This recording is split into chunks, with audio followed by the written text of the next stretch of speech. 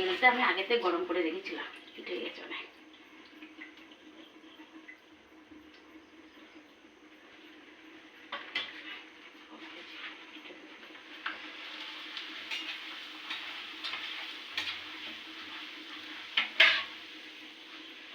পাঁপড়ে যত থাকে আটা, সেইগুলোই তেলটা নষ্ট হয়ে যায়, লাল হয়ে যায়। ওই জন্য সব আটা ঝেড়ে বার করে দিচ্ছি, দিয়ে করলে তাহলে ওইগুলো একটু সময় লাগবে। আর তেলটা আগেতে গরম করে রেখেছিলাম। আর তেল গরম না হলে এবার পাঁপড় ভালো ভাজা যায় না, আবার অতিরিক্ত গরম লাগলে পুড়ে যায়। তার জন্য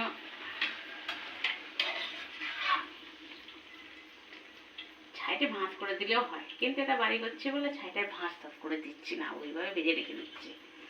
এরা তো একটু বারে নিয়ে খেয়ে নেবে, আপনারা ভাঁজ করতে পারলে করবেন।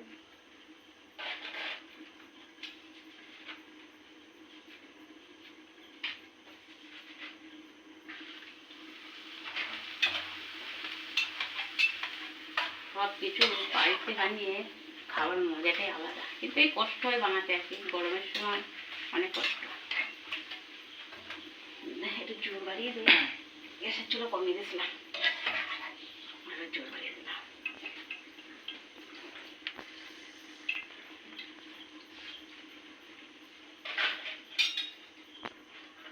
আপারগুলো রাখছি এই সাইডে।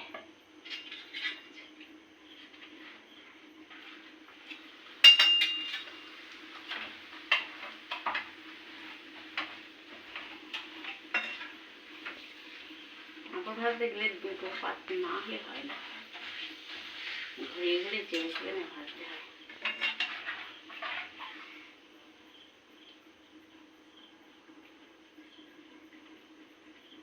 তাই তেলটা আমার কেমন হয়ে গেছে, ঘোলা ঘোলা হয়ে গেছে। এতক্ষণ ধরে পাঁপড়ে এই জন্য ছাড়লাম। তারপরে